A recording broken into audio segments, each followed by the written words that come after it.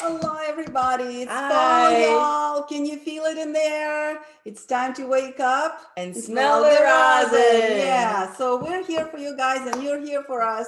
You know, I have to be honest. I am Dunder very, Mifflin. very. Oh yeah, yeah. This is my new mug.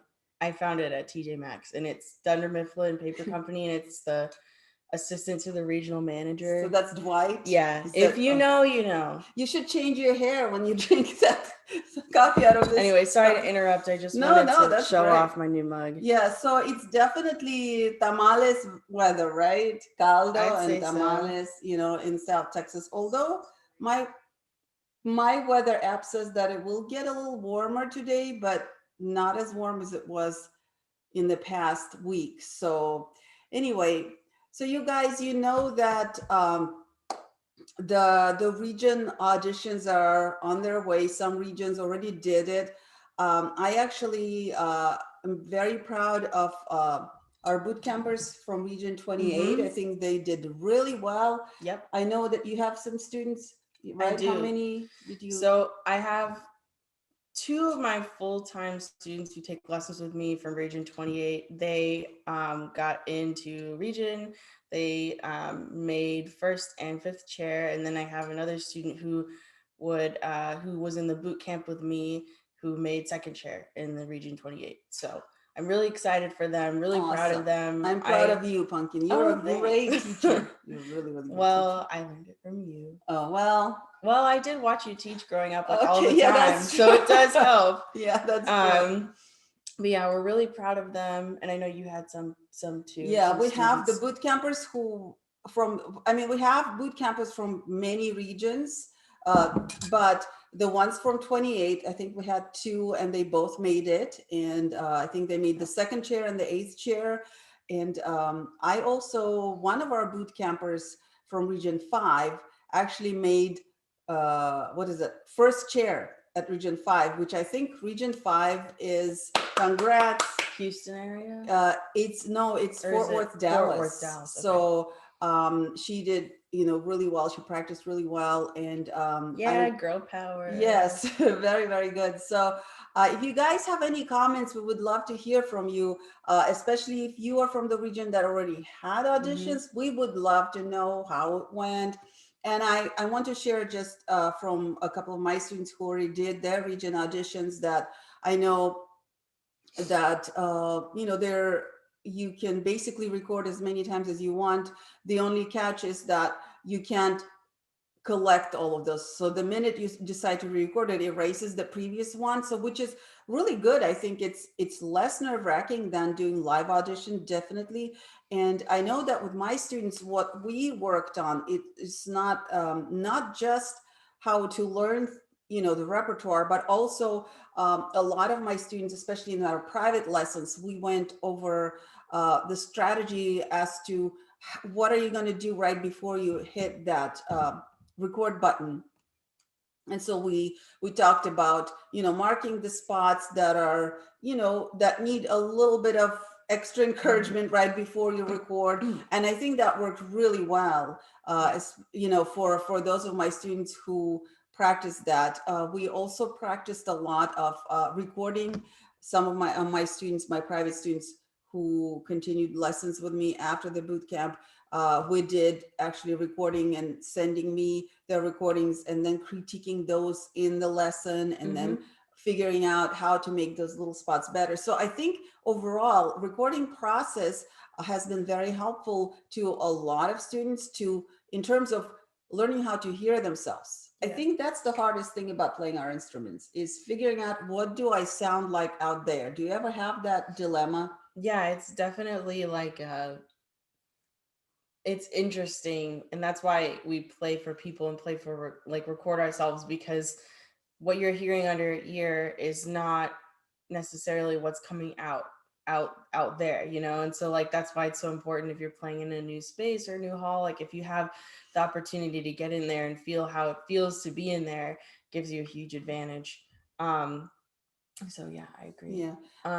Good morning. Good CBDR. Oh yeah, hey. Oh, hi, Victor. Yay. So we have someone from Region 28 who just tuned in. And I was wondering if you could give us some of your feedback on how you felt it. Some of the educators who participated in Mhm. Region 28 auditions, and we were wondering if you could give us some of the feedback on how you felt the results compared to the previous years, and did you feel that the numbers went down or up because of the challenge of the recording and just overall quality? If you feel comfortable commenting on that, we would love to hear that. Awesome. While he's giving him a chance to type, if he Mm-hmm. wants to, I'm gonna do a little shameless plug Yes. for. Hold on. I'm running the chat from my phone, so let me. Okay, so this link here will lead you to the Vision Collective benefit concert for Preemptive Love. And Preemptive Love is an organization that helps refugees. And this specific concert is a benefit for COVID relief for refugees. And my mom and I will be performing in this concert. We're going to be playing some Armenian folk music. It's tonight at 7 p.m. Eastern, so 6 p.m. for Texas people, Yeah. Central people. Um, and it's a free concert. Donations are, suggested, but you do not have to donate. But it is a really great cause. If you want to donate, we will also be mentioning the Armenia Fund as well. That's another organization that we'll be throwing in there that you can donate to, which those funds will go more directly to the people in Armenia or in Nagorno-Karabakh that are going through the current crisis there that we mentioned, I think a Mm-hmm. couple weeks ago we mentioned. Yeah, we can go over it again. I think we Yeah, should. but so that there's a crisis basically going on there where there are people in Nagorno-Karabakh, Armenian people who are suffering from, the attacks from the Azerbaijani military, and these attacks are seemingly unprovoked. There's a lot of, complicated issues politically that are going into it, but the main point is that, there are civilians that are being put in war zones In and fact, firing. it's our family. Yeah. So if you haven't heard before, a couple of weeks ago, we mentioned it because it was such a shock. My mom, who is in the United States, we came together. So we kind of have half of the family here in the United States and half back in different various parts of former Soviet Union. And so the Armenian part of our family, a lot of them are actually originally from that region, which is right now seized by these, conflicts. And basically that's how we ended up here as refugees. But the shocking thing was that our cousins called us and they said that they're hiding in cellars. They're trying to make, it's like makeshift bomb shelters out of whatever possible, whatever hollows they have in the ground, and caves and cellars. And they are still, like, it's been already 3 weeks since then. They're all okay. I'm very grateful. And guys, please, if you would like to pray, I would appreciate your prayers, your positive thoughts. And if you've been praying, thank you so much. But our family is literally hiding in cellars in areas that have nothing to do with military. This is completely civilian area. And so, we know that war, it takes two sides to have a war, and I'm not trying to say who's right, who's wrong here. It's a political debate that I don't do politics, and I don't understand them very well. But I know one thing, that my family is in the civilian area and they cannot go up and breathe fresh air because of air raids that are being conducted. And that is just totally unfair for anyone, either side, whether Armenian or Azerbaijani or any other. I mean, I think we all agree that the civilians should not be killed like this, deliberately or threatened. And so I ask your prayers to please, for me, what I would love to see is that obviously the conflict resolves, but most of all, that the people who are not in military do not suffer like this and are not being killed without any opportunity to defend themselves, And so I just wanted to mention that. And we sharing the link for Armenia, right? We'll be able to share. And I can actually share it too right now here if you're interested in supporting the cause, please. so this is This is a fund that I found through the Armenian Orthodox Church website, which is an organization that we trust as a family. Mhm. So this is the site that I recommend people to donate to. That being said, I know there's another fund called like Hymna Dram or something like that, but I Yeah. don't know much about it. I would have to do more research before I Yeah. could recommend that. But this one for sure, Armenia Fund, I do know was on the Armenian Orthodox Church website, and they do a lot of good work for Armenian people and for this area in Nagorno-Karabakh, and they are currently directing aid to this crisis. And if there is a part where you can do like a designation, so I would say if you are doing a designation, you could say for Artsakh, I would appreciate it, guys, if you, of Artsakh. course, this has nothing to do with us. The money does not go to us at all. It's an official organization. But, Right. if you specifically would like to help Yeah. our family's in Artsakh. So that's the area where right now people are hiding and civilians are hiding. So it's, of course, you can donate to any cause you would like. But if you wondering if it'll go directly to Armenian refugees right now, to people who are being killed innocently right now in our family, then that would be the link. If you do it there, then it's supposed to go to actual those people. So we would really appreciate your help in any way. And if you cannot help, pray.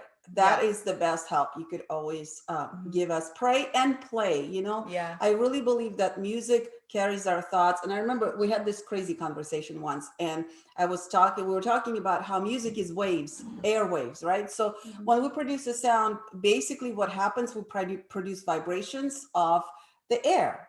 And then our ear catches it and translate it into the music. We all know that. But then if you think of the fact that as you're listening to that music, you're actually breathing that air in, does it mean that you become partially musical just by breathing that air? So I was just thinking, so anyway, when you play, I believe that playing is just like praying, and music definitely amplifies the thoughts and send them. So please practice a lot and think positive thoughts and send them to our wonderful family in Artsakh. And I believe that music will bring peace to the world. Tune in to the concert tonight, and you can hear some music from our heritage and also a bunch of other really talented musicians. And it will be streaming through this YouTube link as well as on the Violin Channel's Facebook page. So you can also look there for that. If you have Facebook, you can just search Violin Channel, and I believe they already made a post about it. So you can watch on either one. And then we also encourage you that if you'd like to donate to Preemptive Love, that's a great cause as well. So really what you feel is on your heart, if you'd like to donate, that is going to be going to a more generalized COVID refugee relief fund. So thank you for considering that. And we hope that whether or not you can donate, we hope you can join us for the concert. Yeah. And by the way, the two Armenian pieces that we play, there are Armenian folk dance and Armenian song that we arranged ourselves that are just very dear to our hearts. So we'll be sharing our cultural heritage, and we're very, very excited about that. On that note, so Victor mentioned, back to some lighter things. He was saying a couple of things about the Region 28 auditions. He said, I feel students enjoyed not performing for live judges. It gave students that would not normally audition a platform to record. It is exciting to see new ways of doing what we were so comfortable with for years. That's great. Thank you so much, Victor. I really appreciate your comment. And, I have to say that a lot of my students also, as well, private students who are high schoolers, and of course, my students at UTRGV, I can see how they benefit from, oddly enough, from this situation that on one hand is a little bit disconcerting because people are feeling like they're stifled to some degree, and it can kind of downplay your inspiration. But on the other hand, I can't tell you how many of my students tell me, Dr. Seitz, I find myself having so much more time to practice, and I'm so much less tired when I do it because all that traveling is cut out. And there is that factor actually of less distraction, less, travel time, which has its own pros and cons. So I think we're all, as musicians, I feel that this is something that we know very well how to cope with. In fact, this is something that a lot of us wanted, not, of course, the bad things, but just the time that we have, we probably better than anybody else know what to do with it. That's what I'm trying to say. We really, you have time, great. You can practice a little bit at a time instead of like waiting till 2 hours that you have and then just squeeze everything out of you. And so with that said, why not to play a little scales today, Sounds right? good. Because our mission is to wake you up and And help you smell smell the the rosin, rosin. help you get excited about practice, maybe in not a very structured atmosphere. So let's do it, Esther. All right. Okay, I hope my viola is still tuned.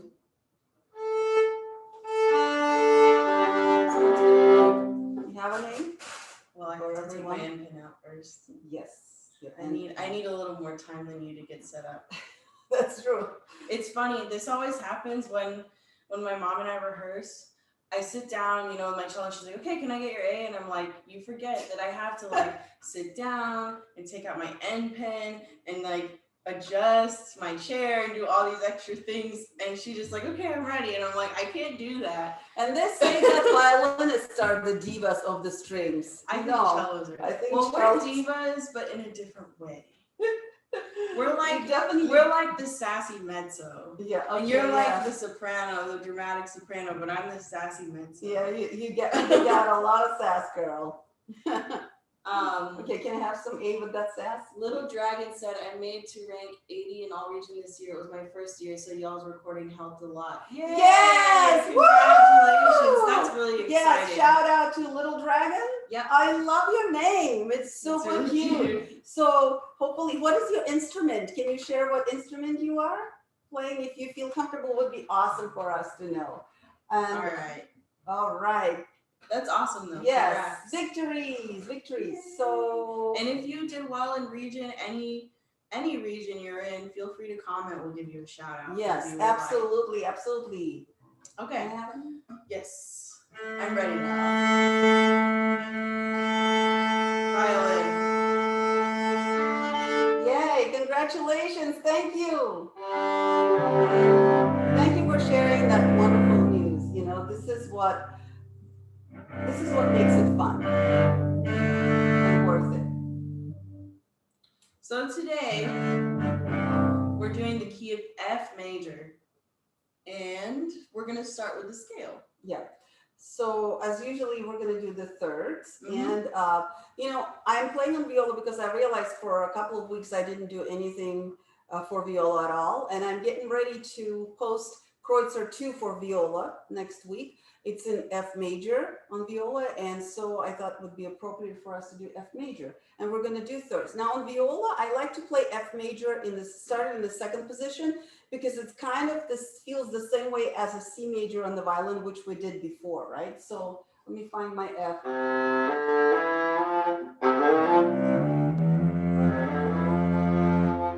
If they're playing on violin, what will they start? Yeah, well, I'll go over violin fingerings in a little bit, because violin has several patterns you could use. And for now, you can just play any fingering you want if you want to play along on the violin. I guess you could start in the third position and go all the way up and then go back down to third position. But we'll talk about it. Okay, so I'll start. We'll do 2 per bow. Yeah. Nice and slow.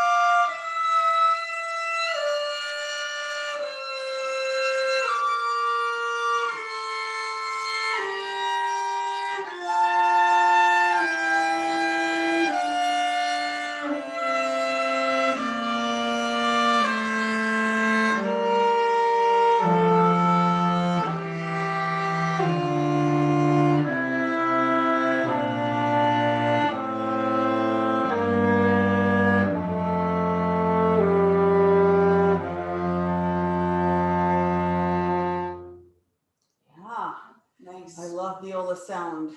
So what are the fingerings for the cello like So for F major? for us, I will upload, as we usually do, we'll upload copies of the scales that we're using in the description. There are a couple fingerings you could use for this. For me, I start on fourth finger on the F, on low F. And if you're having trouble finding it, you can always walk up to it with C, so just listen.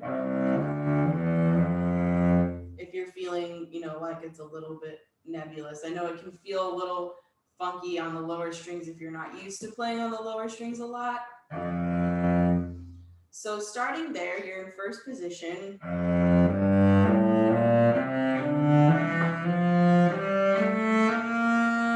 And this is where you could have a couple of different variations once you start traveling up. For me, one of the ways that I was taught that I find works best for my hand is to play 1, 2,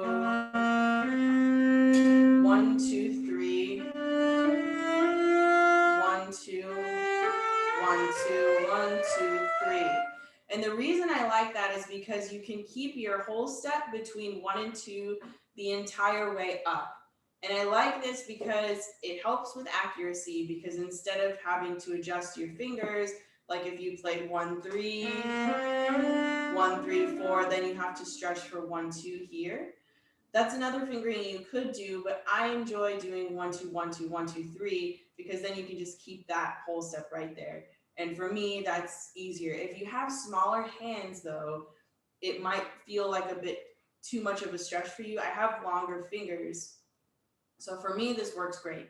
But if you have smaller hands, I would recommend doing B flat 1, 3 on C, then shift to 1 again on D, and then do 1, 3, 4. And then from there, just start normal 1, 2, 1, 2, 1, 2, 3. So really the thing that changes, the variable here, is this position from going from first position up into the fourth position, well, almost fourth position.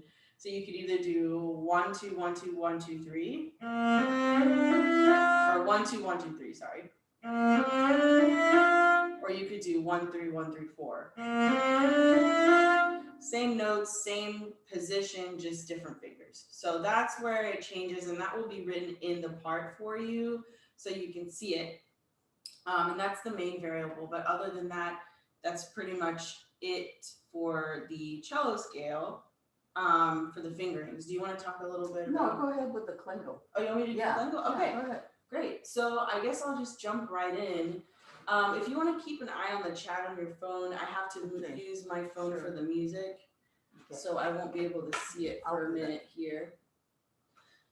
So my topic for today is something that is very special to me and is filled with many memories, especially from high school, of practicing these technical exercises. So these are the Klengel Book 2 technical exercises.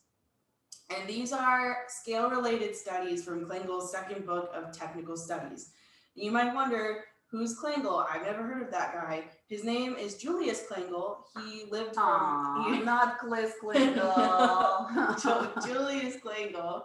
He was born in 1859 and lived until 1933. He was a German cellist, and he's most famous for his etudes and solo pieces, as well as some of his cello ensemble stuff. I think his most famous piece, in my opinion, is his Hymnus for 12 Cellos. A lot of people know it. A lot of cellists know it and have played it. I've played it twice, actually. It's a really awesome piece. You should listen to it if you've never heard it before. He also wrote some cello concertos and cello duets. So a lot of his stuff isn't very well known, and I would encourage you to go look it up on IMSLP or listen to it if there are recordings. There are a few recordings out there. They're really cool pieces, especially Hymnus. It's really beautiful to hear 12 cellos playing together and all these rich harmonies. And if you ever get a chance to play it, I would recommend it. What level would you say? Is it middle school, high school, college? What would you say? The Klengel, the Hymnus? The 12 cellos. Yeah, the Hymnus, I would say, like, you could definitely play it in middle or high school. It's some of the parts, like the upper parts, can go into the higher register and be a little bit more complicated. But since there are 12 parts, you could kind of vary the level. And if you were maybe a lower level and needed an easier part, you could play one of the lower parts. And then maybe like one of the times I did it, it was like we had some faculty playing the upper parts, like the more complicated parts, and then some of us students were playing like the lower kind of simpler parts. So the thing is, there's so many different parts that you can spread it out and pick which ones you feel for each student would be appropriate for their level. I'd say you probably need to be like intermediate to advanced. It's probably not the best like beginner piece because it is a little complicated because of the ensemble aspect. But, you know, I'd say, you know, go for it. Whatever level you're at, I'd say, you know, it's always fun to sight read or just play for fun. But anyway, so Julius Klengel he taught Misha Schneider actually, who was the cellist of the Budapest Quartet. And that I think is one of his more well-known students. And then one of my teachers, Carter Enyer, he learned from Misha Schneider, and Misha Schneider is the one who showed him these Klengel exercises. And then I inherited them because of Carter. So it's kind of like a great grand student thing, and those things are always fun. Those kinds of traditions. So this particular study is a comprehensive left-hand exercise that helps you with organization and accuracy. And I'll play it for you really quick and show you what I mean, and then talk a little bit more about it. So this is also in F major. We're going to stick with that key.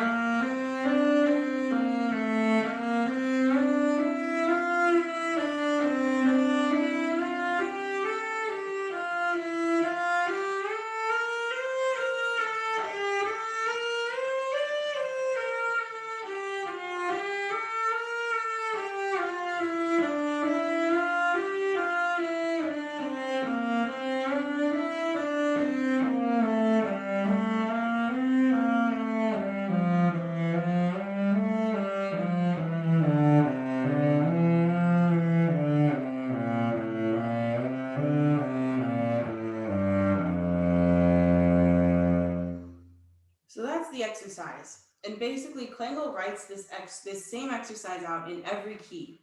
So you can do it in any key you want. It's an excellent warm-up for before you go on stage, or before anything really, or before you practice. I really love this exercise as a warm-up because it gets your fingers moving, and you're moving all over the fingerboard. And so basically what you're doing is that same pattern over and over, and you're working on shifting two positions. So the most important thing about this exercise is that you're shifting from your whole arm and hand as a unit. The thing that this exercise really highlights is if you are playing kind of like finger to finger, like if you're not really playing in positions, but moving your fingers kind of like, I think we've all done it, you know, when you're playing and you're not really paying attention to what position you're in, and you're kind of just moving along, hoping that you're going to land where you need to land.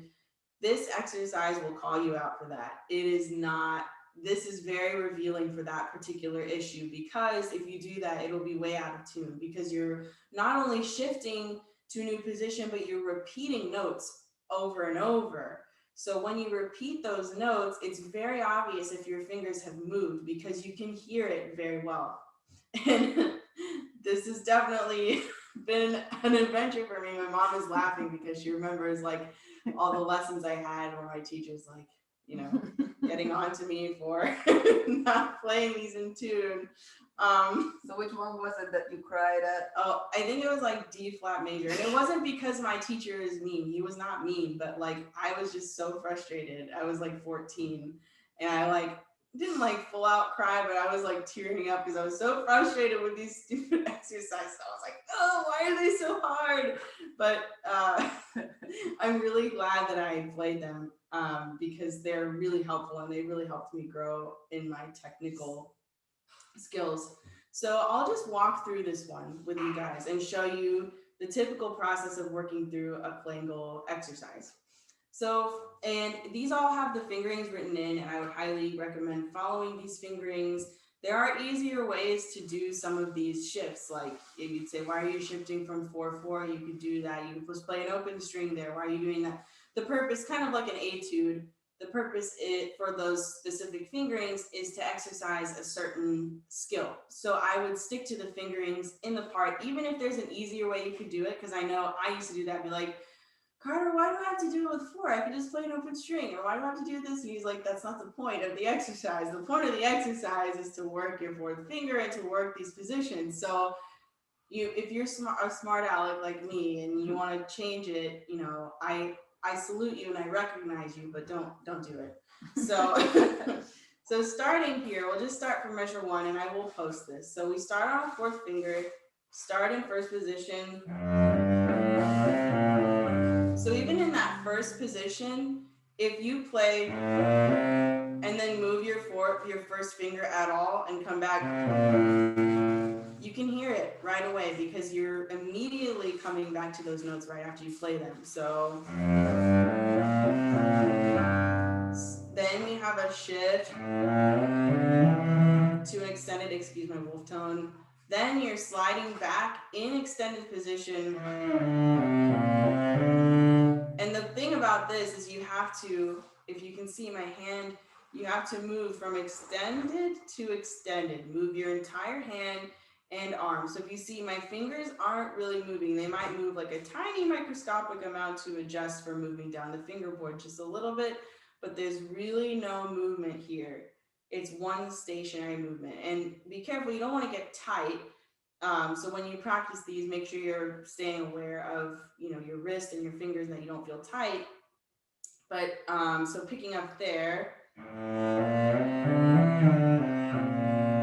that one is a particularly revealing position, especially for me, because it's really easy once you shift to that extension to move your fingers. So for instance, here,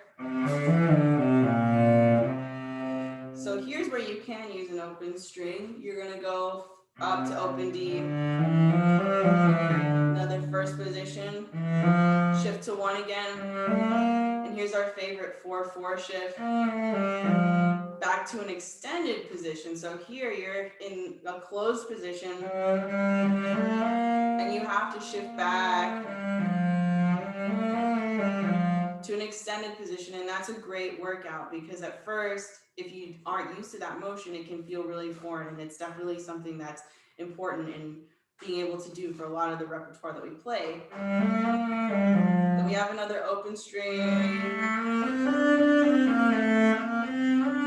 shift to 1, and we have that same pattern, 4/4. This is where it gets a little tricky. This very large 2-hole step position in like 5th position right here at the neck of the cello. This is probably the worst part for a lot of people because you have to play around. You not only have to stretch your fingers really far, but you also have to work around this part of the cello, this neck. And the neck on my cello is actually a little bit thick, so that also doesn't necessarily help. But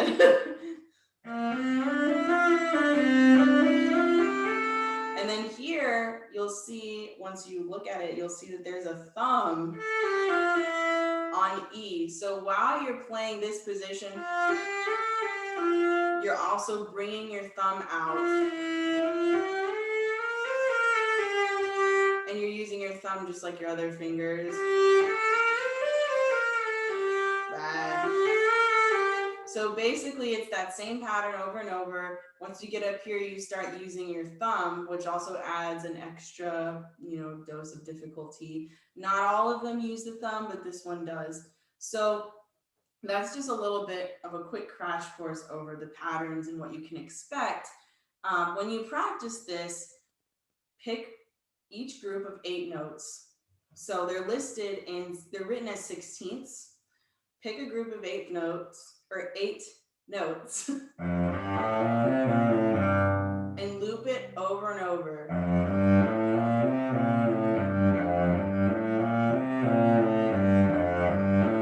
And listen and adjust your intonation as needed. And once you feel comfortable at that tempo, whatever tempo you choose, you can go as slow or as fast as you like. Then move on to the next set of notes.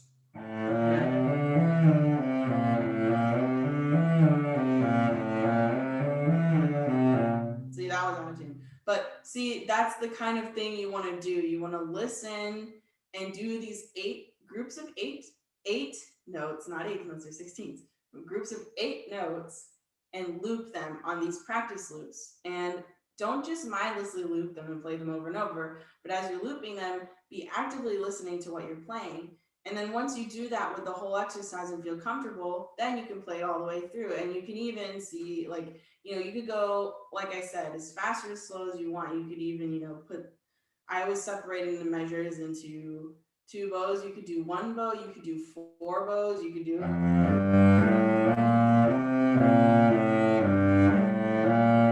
Or you could go, you know, you could mix it up for what you want to accomplish for this exercise. But if you're just starting this, I would recommend doing 1 or 2 bows per measure. And this will help you with organization and accuracy. You will get to know the fingerboard so well, I promise you. It'll help you map everything out. I used to have a lot of trouble with just visualizing things on the fingerboard when I was younger. And doing these exercises really forced me to have to learn how to do that, how to hear, not only hear in my mind, but also relate, like, the relationship to whole steps and half steps and positions, not just knowing, like, number, okay, this is 4th position, or this is 1st position, or this is whatever, but being able to take that knowledge and really transmit it to my fingers, to my hand, to my arm, and know exactly where everything is. And it really just gives you such a comprehensive sweep of the whole fingerboard. And not only that, but it's a good bow exercise too, because it's really tempting to do like portato, like wah, wah, wah, wah, wah. And this is a really great legato exercise too. So you can, you know, practice with long, smooth bows and practice not having a portato in your sound, which is something that a lot of string players deal with, because it has to do with the separation of your right and left hand. So sometimes when your left hand moves, you're tempted to also move your right hand. So when we work that kind of exercise, this kind of exercise, and focus on legato, you're teaching your hand how to move without that portato. One quick tip for that, if you're having trouble with portato, is to play on, like, let's say I'm playing a G major scale. Instead of playing on the G and D, play on the C and G, so you can hear your right hand without the left hand. So like this. So you can hear very clearly if you're going, because you don't have that extra masking of hearing the notes move. It's really revealing. If you have time, I would try it.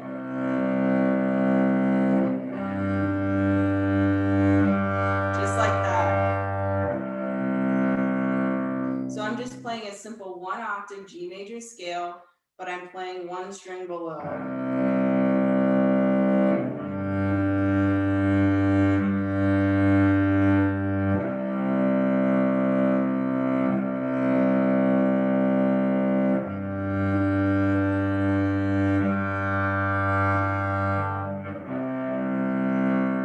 It's definitely a brain bender. It feels really funny, but once you do that a couple times and then go back to normal, you'll notice that your sound has a much smoother tone, and that you will have less portato in your sound. So if you get bored of just working on left hand in this exercise, you can also think about the bow. That particular exercise might be kind of hard with the entire exercise, but you could definitely do that for some of the higher positions, like like the second measure. Just finger it while you're playing on a different open string. So that's kind of a fun, quirky exercise I like to do. That's mostly it. I would say a good tempo for this exercise. Let me pull out my metronome. Usually for scales, I do 96. For these, let me adjust the volume. Hope my YouTube is on in the background. Hold on. So 96 is about if it was 16s, it'd be that's a good goal tempo. But basically, I would just use that tempo and slow it down. So if you did eights, quarters,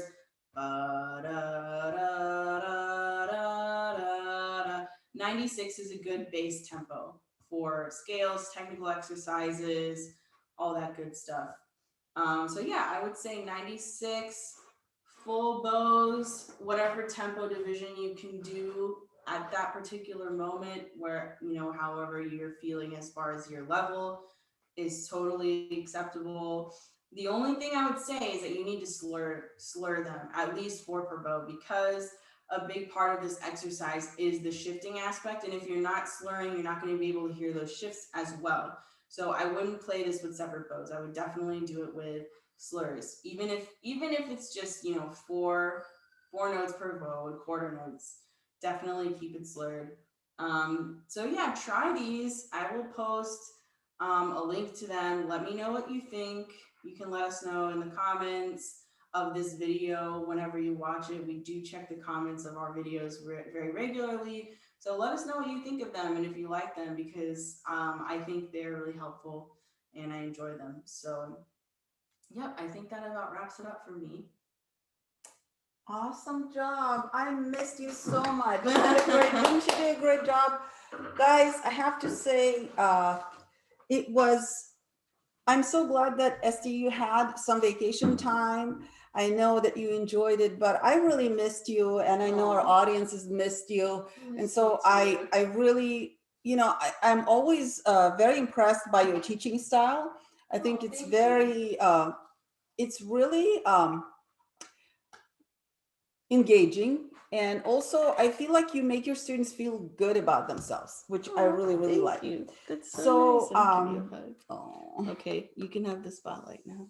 Okay, thank you. So I'm going to go really quickly over the viola F major bowings first, because that's what we played first. Let me grab my viola here. Got stuck in the Kleenex box for some reason. And by the way, speaking of viola, this beautiful instrument is not mine. I just barely started learning, you know, playing viola maybe last year, since I got a little bit more time on my hands. And so what I realized, yeah, this is the wrong bow. Here's the viola bow, but it belongs to a really good friend of mine who is an amateur violinist, and he also hopes to learn to play viola at some point. So unfortunately, this great friend of mine got COVID. Yeah, I found out last week, but thankfully he is over it. So Daryl, if you're watching, kudos to you. And I'm so glad that you're feeling better. And thank you so much for letting me use this beautiful instrument. So guys, here is, so on viola for me, again, honestly, you know, I was looking for some comprehensive viola scale books, and the only one I found that was inclusive, like enough inclusive for me, was flesh scales. But the problem with flesh scales that I have, they are like scales on steroids. They're for people who already know their regular scales backwards and forwards, and then if they want to take it to the next level. So I decided, you know, as I practice viola scales, I just basically use my violin scales that I like, and I apply the same principles to viola fingerings, and so far it works for me. So the F major fingerings for viola are the same as C major fingerings for the violin. So you start in the second position,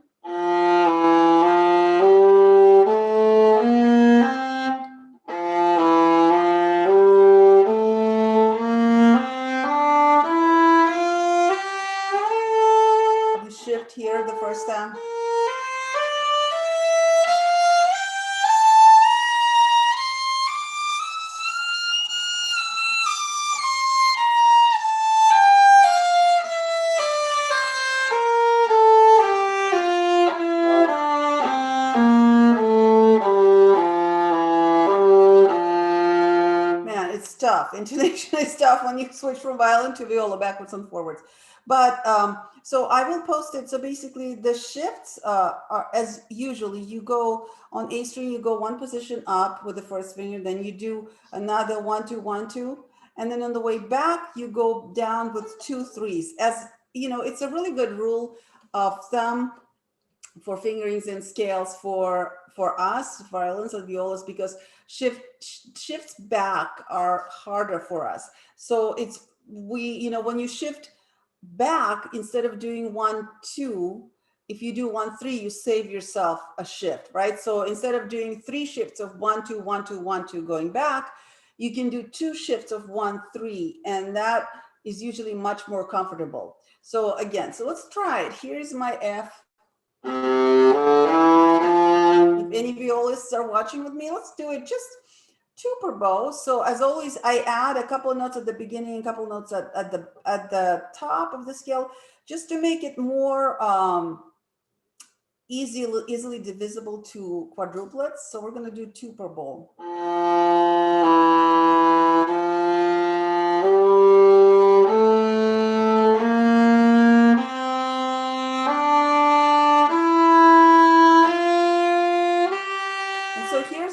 Shift to an A on D string.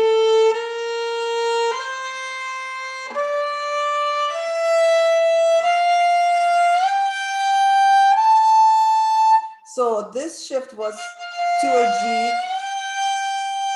then A to a B flat. And then you're just going to use all the fingers in a row. You'll end up on E, and you'll go up half a step for an F. C, D, E, F. Now we'll repeat the F, go back for 4.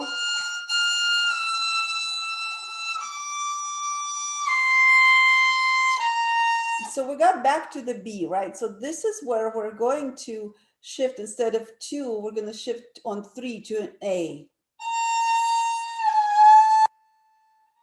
See if I can do it better.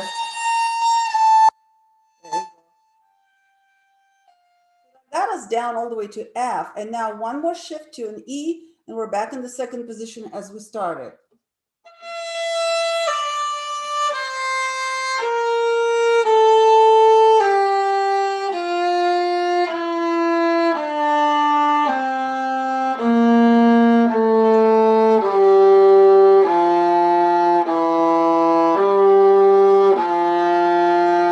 So this is my experimental fingering with F major on the viola. Now let's go back to violin, and I will be happy. Let me know if you would like these fingerings.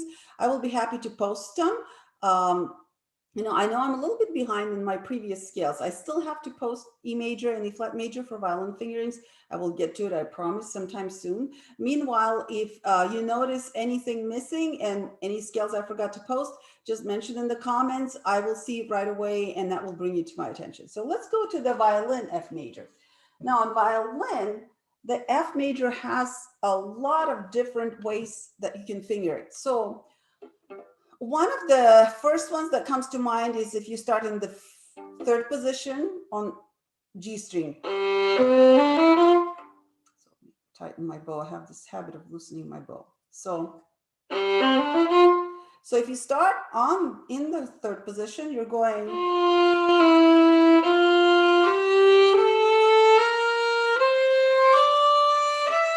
So your first shift will be on A string from E to F.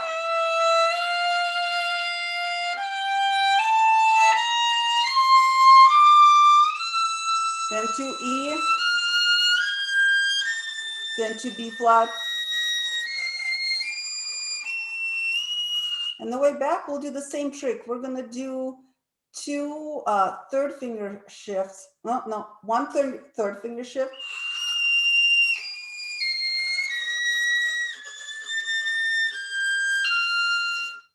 Then 1 more. Then back to the 3rd position.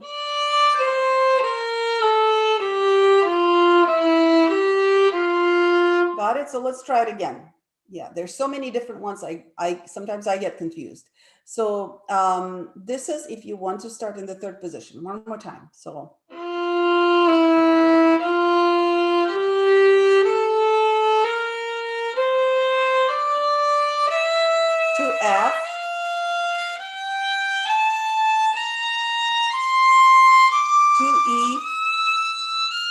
G to B flat, and that's it.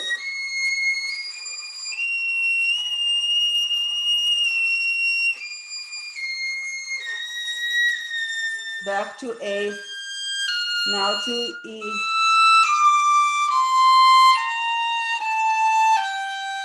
Back to third position.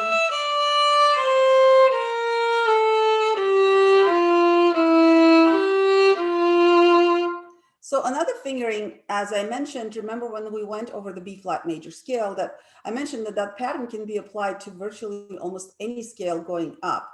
So this way, if you remember, B flat major starts in the first position on the second finger. Well, F major, you could actually do the same, but you will start it in the first position on D string, and you just add one more shift. Instead of one shift on A string, you do two shifts, and then everything else stays the same. So let me show you. So if you start in the first position,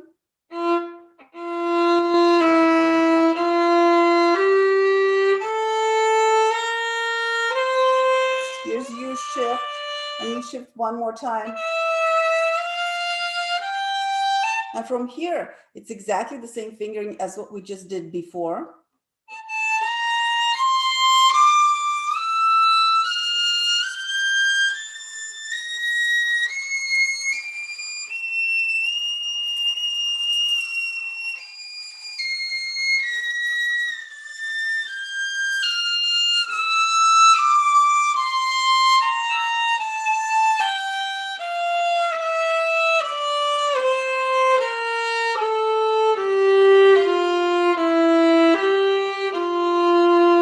So you just converted that B flat major fingering, right, to F major. Another way you could do, if you want to practice playing across the higher position, you could start it again with the second finger, but that will be 3, 4, 5th position on G string. And then that will be exactly the same fingerings as B flat major, only a 5th higher. So then it will look like this.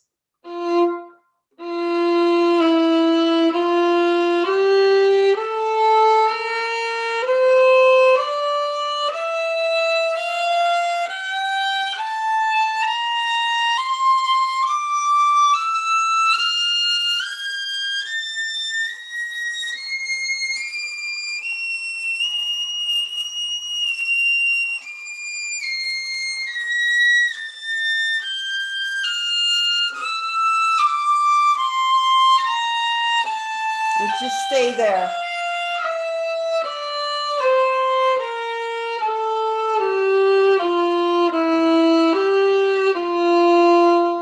This is one of my favorite ways to actually practice F major, because it helps me to practice lateral movements of the fingers across the higher positions, which we don't do very often.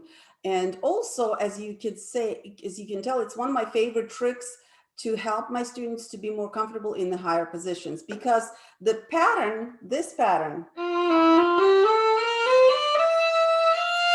it mimics the first position pattern precisely. So the same pitches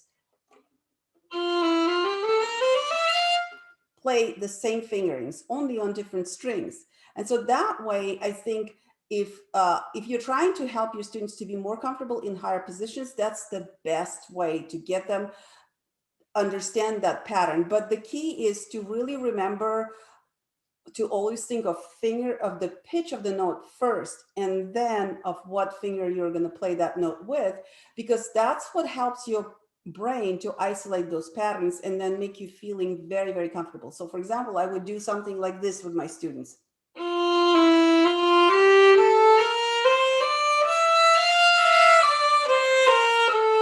Let's try that pattern together.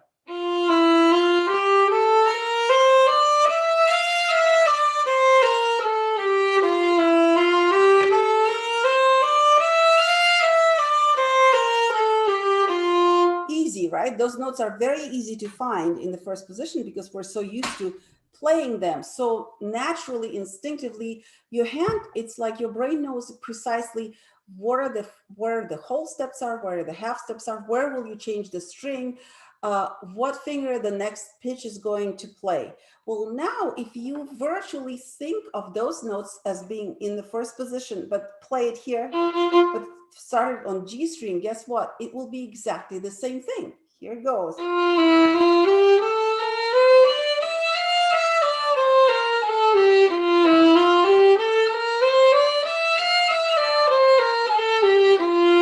The only thing that changes is obviously the distances between your fingers will shrink a little bit on each string. However, when you cross the string, those distances will actually get bigger. So that's why it's so important to practice laterally in every position. And so this is my basically practice routine for F major. Now let's go to the Kreutzer 6. I have to tell you before we go, I have a few tips for you guys to practice. I think Kreutzer 6 is very, very relevant right now because a lot of you guys are working on, still working on your all state, all region etudes. Some of you haven't played auditions yet. And if you already did, you still, I think a lot of students got very intrigued about playing staccato stroke because both in viola and in violin etudes, we have those staccato stroke. And so we talked about staccato on, I think previous on a couple of live streams ago when I posted my Kreutzer 4, a very famous staccato etude. But I have to say that Martele is very, very closely related to staccato. It has a lot of similar characteristics. The major difference is that Martele is played with a separate stroke for each note rather than stringing it, all of those notes, multiple notes on the same stroke. But for me personally, the most important difference is that I love staccato and I absolutely hate Martele. I do. I will have to confess, I hate that stroke, mostly because I dare you to show me anywhere in music where it's used. It's basically barely used anywhere because it's extremely unmusical. It doesn't sound pretty because it has to be played pretty slowly in order to actually be Martele. So in music, when you get to the point of playing Martele, something like that, it's usually in the faster tempo, and then it makes much more sense to play staccato. Now, however, there is a stroke that related to Martele, or only much softer, that's more of a portato that we use a lot in Baroque music. For example, if you played Vivaldi concerto,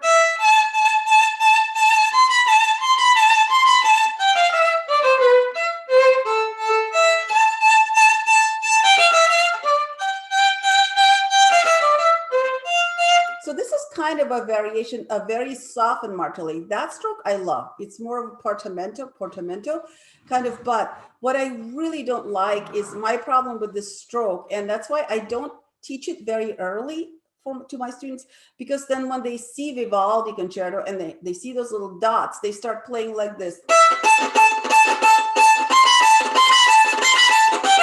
And I absolutely hate that sound. I really don't like that sound. So, but I know that the French school is was very big. Rode was very big on Martele. I think it is a very difficult stroke in the bow arm because you have to be very in control of your bow speed, of your articulation, both at the beginning and at the end of the note. You have to be able to accelerate right from 0 to, like, I don't know, 120 miles an hour almost on that stroke, because he has to go very fast, and then you have to be able to abruptly stop.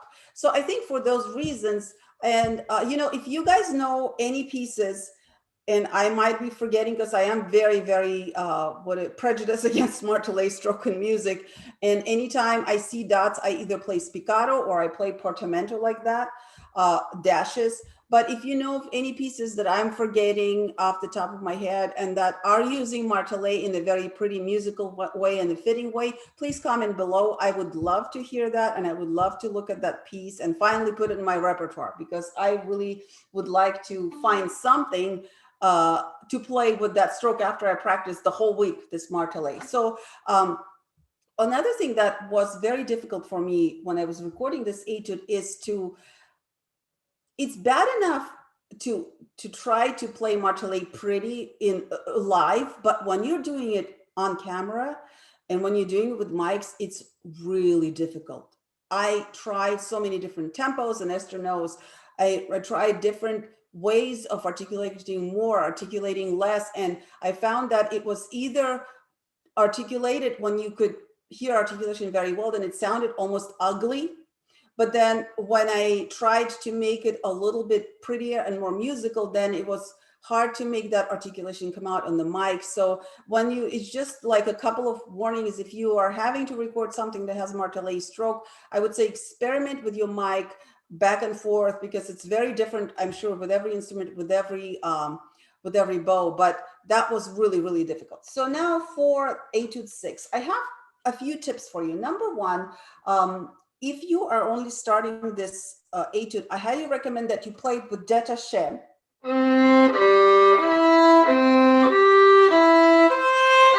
Like this, before trying to also put Martele to it. Now the lines in my edition, most of the editions, they're laid out the same way. So the three last lines are the most difficult, I think, for students who are not used to playing in higher positions, because you have basically a D major scale, but he goes through the modes, right? He gives you D major mode, then he gives you Dorian mode, which is D major starting on D, and then he gives you, what is that? Dorian, what's after Dorian? I always forget. It's between Phrygian. So then you get these scales in the line 3 before the end. So you get C major.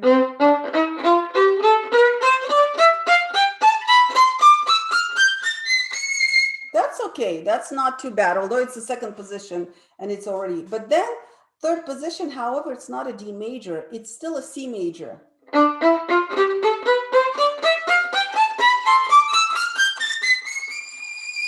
That a lot of times students who are not used to thinking of their whole step, half step patterns will have a really hard time trying to play the right amount of notes, trying to understand which note they're actually playing, because they're so automatic in their patterns.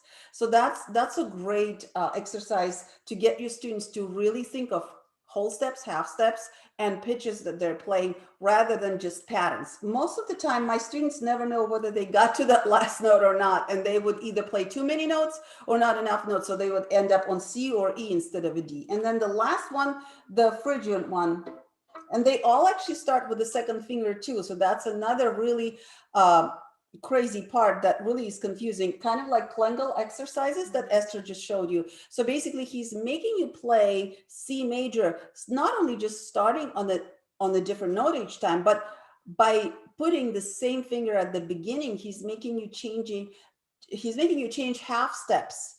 So your half steps end up falling always between different fingers. Just so the last one is,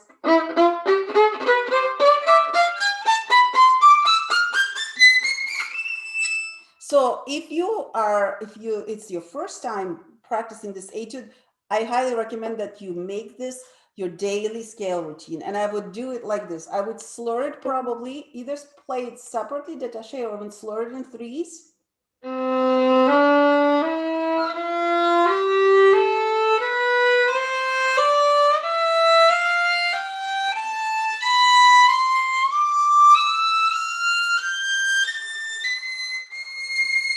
And when you get to the last note, make sure that you know which note it is. In this case, it's C. And you can check it. The next scale will be D.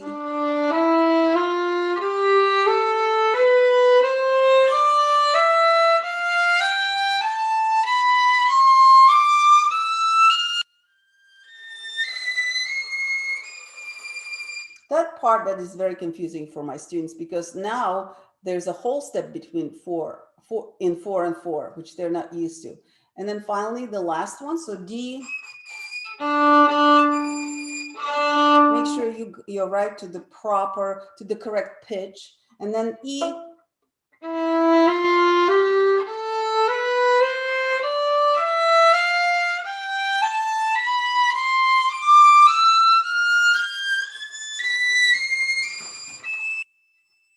Right? So in these scales, also I highly recommend you mark your half steps if you are getting lost.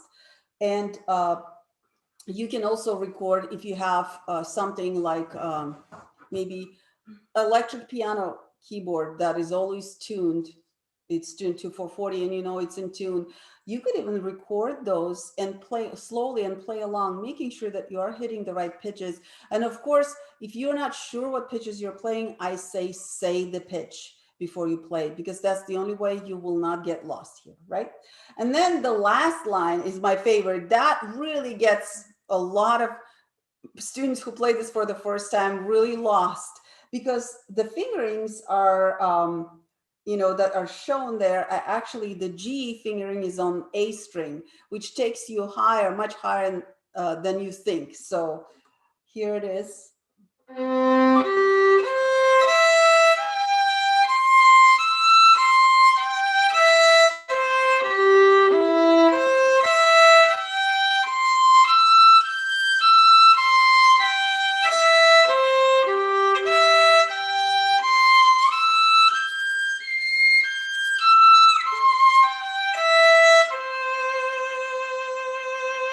You can also stay in the third position at the end. So as you can see, he's using this really cool trick, which is very useful once you learn it, so you don't, to hide the shift, he's making you play an open string while you're shifting.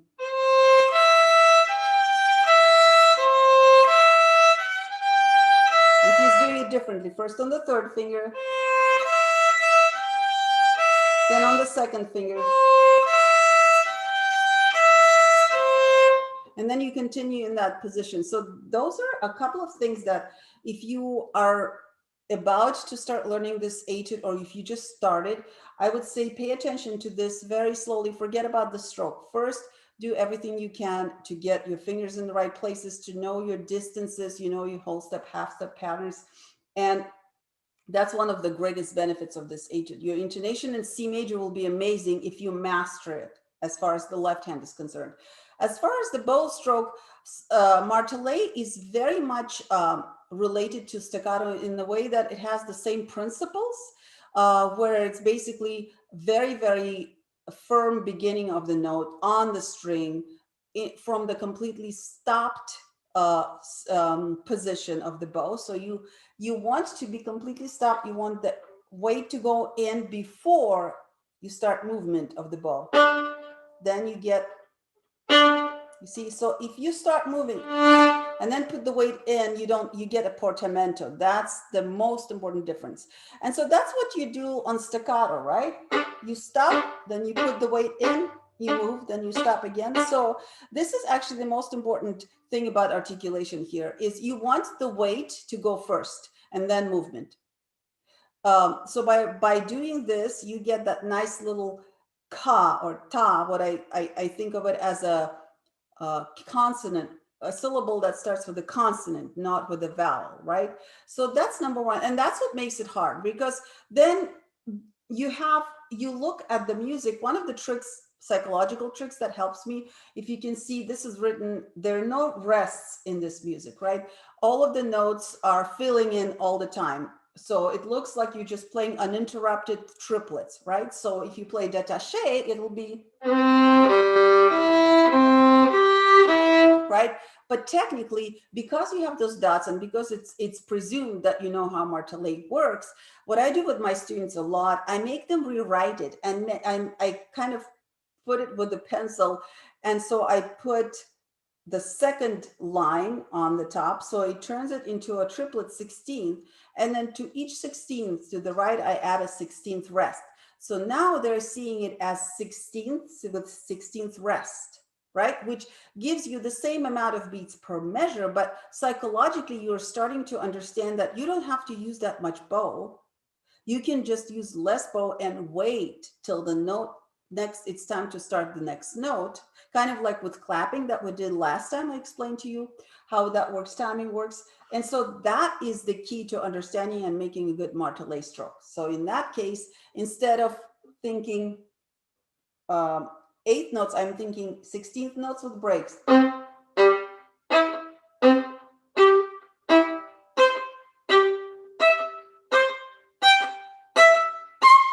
And here comes the most difficult psychologically, the most difficult thing is not to play the next note right away.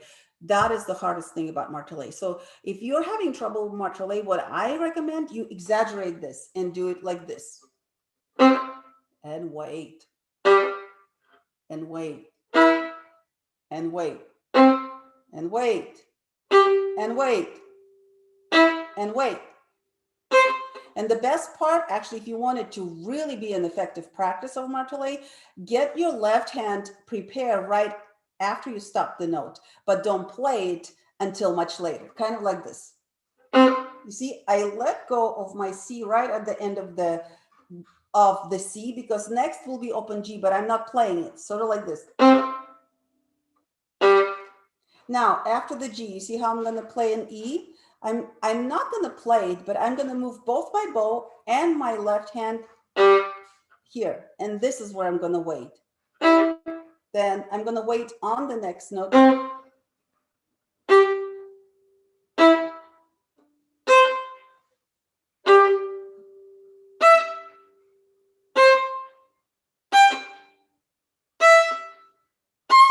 So I highly recommend you try this exercise with me. If you're going to play it when we're done, you can rewind it, because this gets a little bit tricky. You will be amazed at how difficult at first it will be for you not to play that as soon as you get the note ready. But that is the mistake that everyone makes in Martele, because when you're trying to go faster, your left hand understands that it needs to be prepared sooner. And so what happens, as it's going to prepare quicker for the next note, you don't know how to wait, how to make your bow wait while the left hand is getting ready. And so what happens, you start missing the rest, and it ends up something like this. So, and if you don't if you don't give yourself space, then you can't prepare for the next attack, right? For the next bow. And if you can't prepare, if you can't start the next bow from the complete stop, you're losing your articulation. And so that is the most important thing about Martele. So if you're playing your Martele, I would say Kreutzer 6, this is my sequence of events on this etude, or anything like this that I would do. First, I would forget about Martele. I would ditch the Martele, and I would get very, very comfortable playing the left hand. So I would play as fast as possible. I would get to the point where I could maybe go.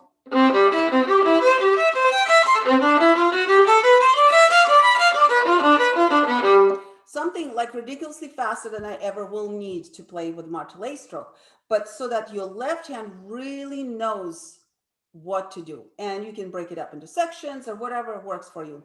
Once you are very, very memorizing would help too, actually. The better you know what's coming in the left hand, the less you'll have to worry about that. And then you could actually dedicate all of your time to practicing Martele.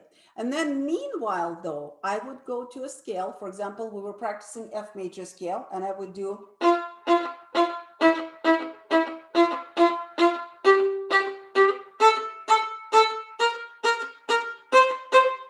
Since it's a triplet Martele, which is also makes it much worse, much harder, I would practice triplet patterns like that. First, repeating each note 3 times is the easiest one, and making sure that whichever triplet starts with the up bow, it starts just as strongly as the triplet that starts with the down bow. So that's another difficult thing about this etude. It's in triplets, which is done on purpose to help you even out your down bows and your up bows. Another thing that makes it harder in triplets is that the pattern, we're so used to quadruplets that our brain anticipates easy of what is going to happen on the string crossing and which way the next string crossing will go, because quadruplets tend to always start down bow, right?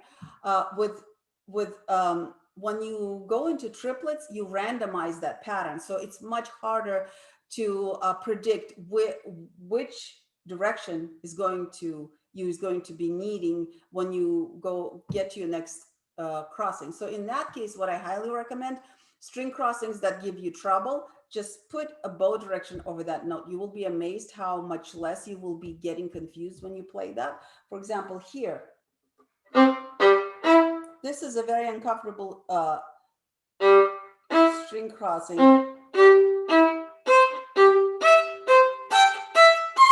right? So going up, down from bottom string to the top string, it's kind of backwards. So if you are feeling uncomfortable, I would say every time, even every note that starts with a new string, I would just specify what bow direction that is, and immediately it will make it much easier for you guys to anticipate that. Well, I think this is probably, these are the major challenges and the major strategies that I would have for learning this etude. If you have more questions, please post your comments here, and I will be happy to respond to this and give you some more practice tips on this etude or any other etude. And for now, I think I'm good. So Esther, you want to say bye to everybody? And the last hurrah, guys, thank you so much. Really, really very happy to get back to our regular schedule where there are two I'm of happy us. to be back, and it was fun watching you from afar. Yeah,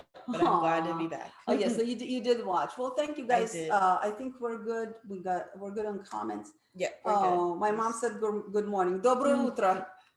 So, well, anyway, we hope that you will remember to tune in for our benefit concert tonight.